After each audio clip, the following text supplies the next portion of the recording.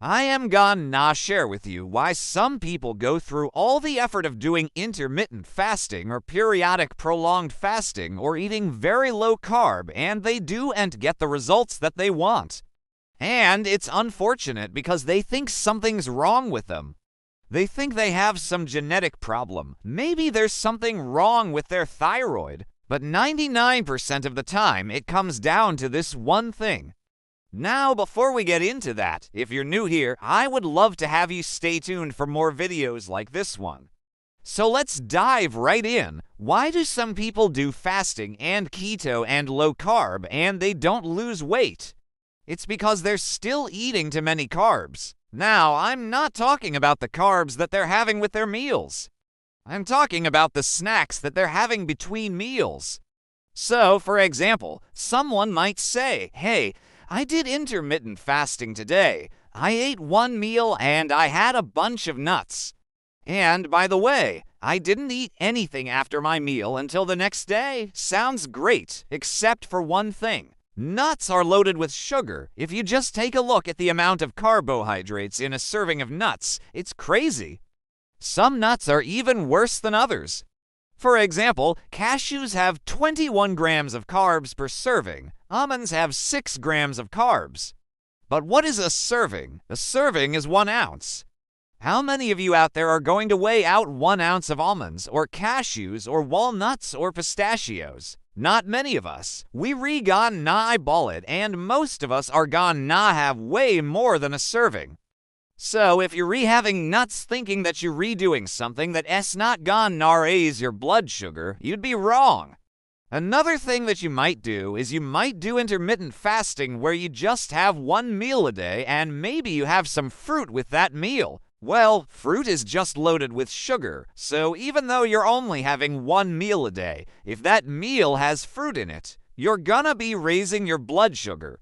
Or maybe you don't have fruit, you don't have nuts, but you have some crackers with your meal. Well, crackers are just loaded with carbs, so even if you don't have nuts, fruit, or crackers, maybe you're having bread. So again, just make sure when you're doing intermittent fasting or keto or low carb, make sure you're not having those snacks in between meals that are loaded with carbs because it doesn't matter how many times per week you do intermittent fasting. It doesn't matter how disciplined you are. If you're still eating too many carbs, you're never gonna get the results that you want. Now, unfortunately, the way our society is set up, it's really hard to do intermittent fasting correctly, especially if you're working and you're busy and you don't have time to prepare your food. You're gonna be tempted to do what's easy. It's gonna be easier for you to grab a snack that's high in carbs versus something that's lower in carbs, so I completely understand that. I do my best to try to help you out by giving you ideas of snacks that are lower in carbs so that you can tide you over during those difficult times. For example, hard-boiled eggs are a great snack. If you have a hard-boiled egg, you could have 2 eggs, 3 eggs, 4 eggs, 5 eggs. I mean, you can have as many eggs as you want. It's better to space out your meals so that you're not getting too hungry so that you don't binge. But if you do get hungry, hard-boiled eggs are a great snack. Olives are a great snack. Pickles are a great snack. 0 carbs, 0 sugar, and they'll tide you over. Even though I know pickles have carbs, when you look at the amount of carbs per serving, and you look at how many pickles it would take for you to get to that amount of carbs, it's probably not going to be a big impact. But things like nuts are going to be a huge impact if you're trying to do intermittent fasting and you want to lose weight.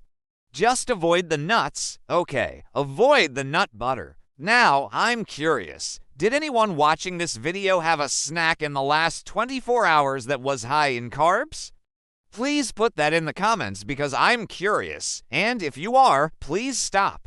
If you're doing intermittent fasting and you're not losing weight, it could be the reason. So, if you're enjoying my content, which I hope you are, and you're applying this knowledge to your health and you have a success, I would really appreciate you sharing your success story.